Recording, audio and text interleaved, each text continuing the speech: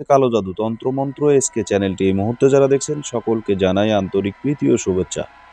ভিডিওর শুরুতে জাতিগতভাবে প্রত্যেকটা মমিন মুসলমান ভাই বোনদেরকে জানাই সালাম, আসসালামু আলাইকুম। হিন্দু দাদা দিদির প্রতি আদাব, অন্যান্য সকল ধর্মের প্রতি আন্তরিক ভালোবাসা, অভিনন্দন, শুভেচ্ছা জানিয়ে আজকে আপনাদের মাঝে আমি যে বিষয়টা নিয়ে কথা বলবো, যে কাউকে আপনি বশীকরণ করতে পারবেন, যে কাউকে, যাকে মন চাইবে আপনি বশীকরণ করতে চান, যাকে আপনি ইচ্ছা বশীকরণ করতে চান, এই বশীকরণ ক্রিয়ার মাধ্যমে আপনাকে করতে হবে বা আপনি করতে পারবেন।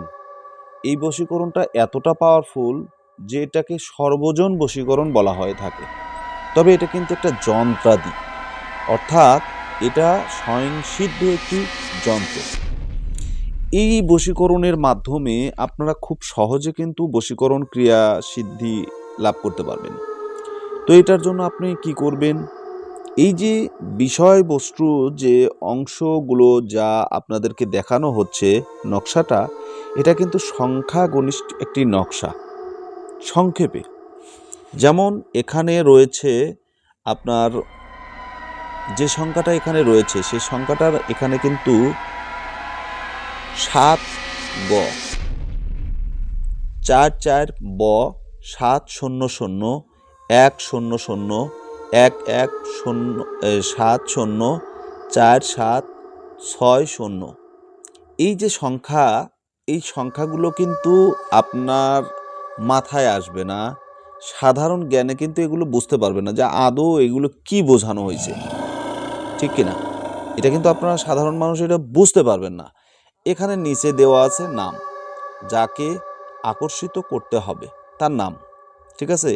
এখানে আপনার একটা বিষয় আছে যে এই নকশাটা যখন আপনি অঙ্কন করবেন, তখন সর্বপ্রথম আপনাকে যেটা করতে হবে, এখানে প্রথম অবস্থায় আপনি যাকে বশীকরণ করতে চান, সে যদি নারী হয় তার নাম, বিনতে তার মায়ের নাম, আলা হুব্বে মহাব্বত লিখে আপনার নাম, ইবনে আপনার পিতার নাম।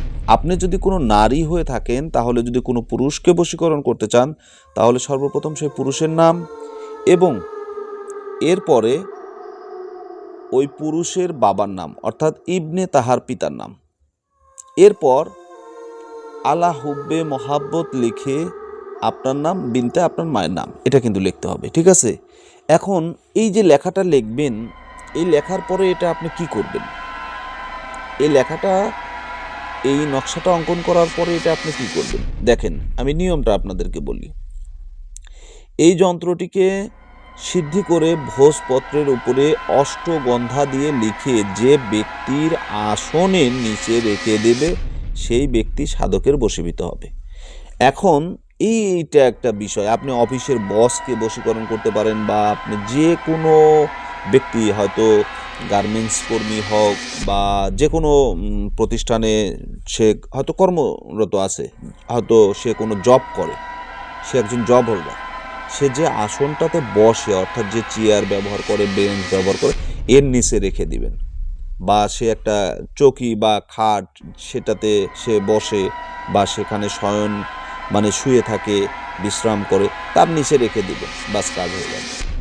এতটুকুই, জাস্ট এতটুকু যদি আপনি করতে পারেন, তাহলেই এটা কাজ হবে। তবে এই যন্ত্রটি কিন্তু সিদ্ধি করে নিতে হবে, ভোজপত্রের উপরে অষ্টগন্ধা দিয়ে লিখে যে ব্যক্তির আসনের নিচে রেখে দিবে, সেই বশীভূত হবে, সাধকের বশীভূত হবে। তো আশা করি বুঝতে পেরেছেন।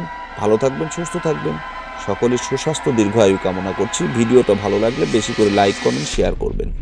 আজকের মতো এখানেই শেষ করলাম। আল্লাহ হাফেজ।